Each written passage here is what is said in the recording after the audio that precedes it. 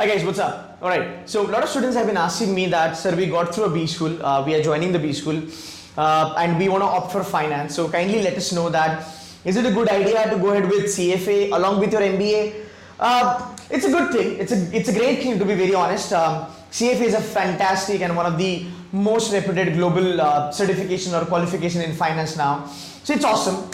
If you look at CFA, CFA predominantly covers everything. Like it covers risk management, it covers equity side, it covers debt side, it covers a bit of valuation, it covers a bit of economics, it covers a bit of financial reporting, it covers accounting standards. So I think it's a jack of all, right? So I think that's a fantastic thing as far as CFA is concerned. The point here is that, like, all of you who are joining B school and want to get into finance, the point that you need to understand here is that where you want to get into. You want to get into equity side or you want to get into debt side? Because what happens most of the time, you join a B school and you directly start getting into CFA, and December is like mostly, that's what I've seen, is going to be your first attempt for CFA. Or probably if not, like not December, then a lot of people will go for the second year June or July attempt. Now the point here is that you need to understand, if you're in a top B school, if you're in, let's say, top 20, top 25, you don't have to do CFA absolutely. Now, I'll tell you my story out here. So I did my CFA level 2 and I started my career, I actually, after my graduation, I started my career as a financial consultant for companies like, they were my clients. So I had this company wherein I was working with them, and the company had clients which like Google, Microsoft, Adobe, eBay, Qualcomm, Samsung, Kodak, right? So I was a financial consultant for those companies. So I was very much into equity. Yeah, so I started loving, the entire equity side. I was predominantly working on the valuation front, valuing the company, taking care of the employee stock options and the derivatives and all the stuff. I eventually went to, Wall Street after a year, and I worked there with the two major companies in the world, like Fortune 20 companies in the world. I was there working as a business consultant, wherein it was kind of a profile wherein you do a valuation, you take care of financial stuff. Along with that, you also look into the business and all that. So that was cool. So I decided that, I'll go for CFA because these things are like awesome, like pretty cool. But then eventually when I got placed into third largest investment bank in the world, and I got placed as a derivative trader. So my entire job changed, right? From an equity guy, from a valuation guy, now you're into derivative, and again you're doing trading, right? So it's a structured product kind of a profile. And that's where I started understanding that, yeah, I did my CFA, but that's not going to help me out here because it requires different skill set altogether, which is nothing but risk management. So FRM, PRM, these kind of qualifications would certainly help you to do this. And I went on pursuing that anyway. So the point is that you need to be very, very, very sure that what you want to do, whether you want to get into equity side or you want to get into risk management. Now, for the fact it's a risk management, for risk management, CFA will not be helping you a lot. Unfortunately, it won't be helping you a lot. For equity, fantastic, fabulous, go ahead, do it, not a problem, right? But yeah, for risk management, it won't help you that lot. So what you can do is you probably want to pursue, FRM, or you want to pursue PRM. Now there are certain students, like there are BCom people, there are CA people.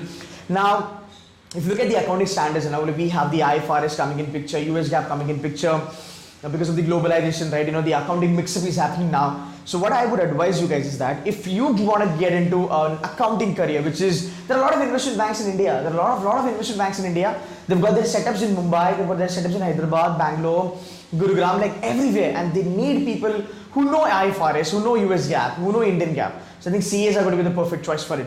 So what you guys can do is, you might want to opt for CPA, or you might want to opt for CGM and all this kind of qualification. So here, opting for CFA very quickly, just getting into B school, taking up your CFA, I don't think it's the right choice.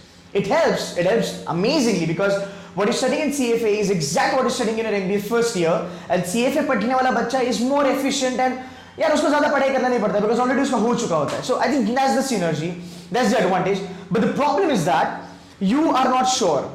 Right, and what happens when you get into the second year, when you sit for the placement, the problem is that if you are having a company, which is a great company with a great profile and package, now they are into risk management, then they say that, you're already CFA level 1, you're already CFA level 2, I'm not sure how we're going to find the synergy. And that's the reason, if you're in chota college, like if you're not in top 20, top 25, if you're in like say Rizvi, Dalmi and all that, and if you're level 2, you might be a kind of overqualified person because they know level 2 ho chuka hai, level 3 dekhe you're going to go out, right? So that can act against you. So that's what I'm saying. But if you're in top level college, you don't have to do CFA. Why? Because you are not going to get placed on technical front. You will be going to place on business front, जहाँ पे थोड़ा बहुत technical लगेगा. Mostly communication skills and management skills will play a major role. And that's the reason you don't really have to opt for it. If you're an IIM guy, if you're a JB guy, if you're from IIT, if you're from Symbiosis and all that, there is no need to pursue CFA, to be very honest. Now, there are a lot of people, they will be promoting that, you do this and all that stuff. Some people will call some students and they'll say that, please explain CFA, kitna important and all that. See, if you're in a low level B school, let's say you're in the Dalmia or Rizvi, you'd know that your placements are already not that great. Dalmia will get some good companies, but everybody will not be able to make it to those companies. So you have to build your profile. So to build your profile, you have no other option than going for CFA level 1 and level 2. So it doesn't mean that CFA level 1 and level 2 are really, really important. So you're getting my point. So when you listen to these things from somebody who has no exposure, who doesn't understand the shit, and who just do it like he has done it because the entire market is doing, that's what the problem comes into picture. So it's not necessary if you're in a top college. Yes, if you're not in top college, then is the main thing that you should be doing. Because in finance, if you really want to get good profile, or rather, if you don't want to land up in sales profile, you need to do CFA. And again, people who are doing CFA in Dalmia, Rizvi, below level kind of colleges, they sometimes find good profile. Eventually, they can get a good kickstart in back-end wala profile like KPOs and all that. And that's where. So if you're listening to these things, somebody from Dalmia, uske liye CFA is going to be like, God-like kind of a thing. And I advise ki aap karo. You are in KJ, Veliker and all that, bindas karo. CFA is most important because profile banna chahiye. और उस type की profile आती है KPS and all that, तो synergy बन जाता है. But if you're in top B school, मेरे ख्याल से don't put yourself. That's what you should do. Then actually what you should do is you get first of all place. पहले placement ले लो. Now understand कि तुम्हारी placement क्या हुई है. Are you in debt side, you are in equity side, आपकी job क्या है, management वाली job है, क्या है, क्या उस job को CFA complement करेगा. So if you believe, if you feel that okay, after my MBA, say I'm getting like what, like now, say you are getting around about 15-20 lakhs, पैसे तो बनते रहेगा, तो CFA level 1 क्रैक करने का, 2 crack करने का प्रेशर नहीं होगा, आराम से कर लेंगे. तो जॉब भी चल रही है, CFA भी चल रहा है, great. If your CFA qualification complements your job current profile, then only you do it. And trust me, if your CFA qualification complements your job, you will make 5 times more than what you will be making doing CFA along with your MBA. That's the market gimmick.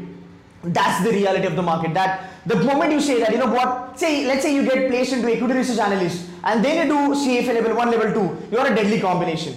But you are getting your CFA done right now and you're getting into like what KPO and you're doing a derivative job. Maybe that's not going to help you a lot. It will help you, pakka, but not that much. So you need to understand, first get into MBA, learn, understand business, understand management, understand technicalities of finance, get a job, get a good, nice job, understand whether you want to continue with this profile or not, and then it will complement you a lot and you will make more money. And that's where the CFA will take you ahead and you'll grow faster. Trust me.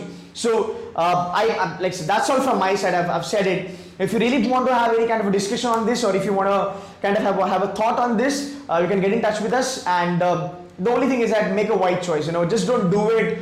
Just don't run after the things just because people say in the market. A lot of times they don't even know what they talk. So it's my humble request that do your own analysis, do your own R&D, and then take a call. If you need any help from my side, more than happy to help you guys. Thank you so much.